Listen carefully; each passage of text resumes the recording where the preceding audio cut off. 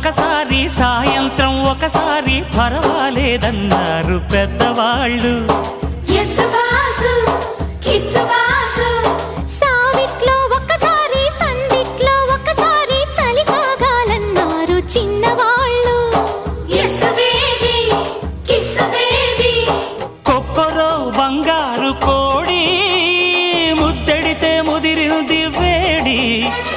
పిల్లగో చూశాని నాడి అదిరింది కన్నెబాడి. గుట్టుగా దోపిడి చెయ్యనా గుమ్మడి తాళలేను తీపి రాపిడి. నిన్నేమడగను ఎట్టాడగను ఒకసారి ఒడిలోకి రమ్మని.